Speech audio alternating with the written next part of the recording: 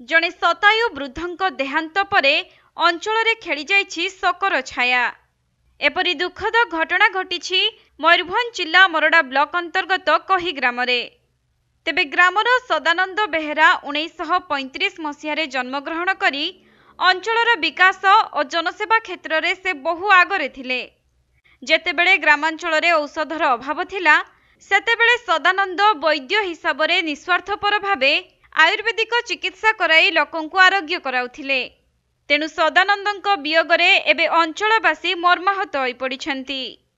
सेपटे ग्रामवासी तांको पार्थिव शरीर को गाँ परिक्रमा कराई अंतिम संस्कार कराइथिबा बेले स्कूल पिला माने सदानंद अमर रहे नारा देई शेष विदाय जणाइथिले। तेबे सदानंद दुई थर वार्ड मेंबर भावे निर्वाचित होई एकाधिक अनुष्ठान सहित जड़ित थिले एवं अंचल रे बहु उन्नयनमूलक कार्य करिबारे सफल होइथिले। तेणु तांको देहांत परे अंचलवासी दुखित हेबा सहित समाज पई तांकर थिबा अतुलनीय अवदान जोगु तांको अमर आत्मार सद्गति कामना करिसंती। सीए हमरो 1994 मसियारु एई हमरो विद्यापीठ आमे आरंभ करथिलु।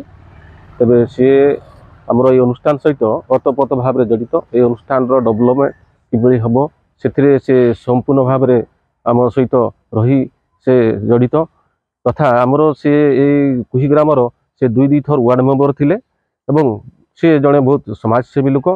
जेतेले औषध इत्यादि बाहरी नथिला सेतेले से वैद्य टाइप रो काम करथिले। ए अंचल रे कोठी साप कामड़ा बा इत्यादि हेले से आसी जहाँ भी हो लोक माननको भलो कर देउथिले तथा ए अनुष्ठान रो तांकर यथेष्ट अवदान रही जहाँ अविस्मरणीय।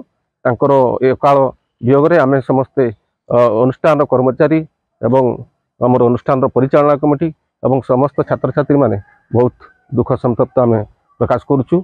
आमे आशा करूछु तांकर अमरात्मा सबुदिन पाई तांकर सद्गति हो।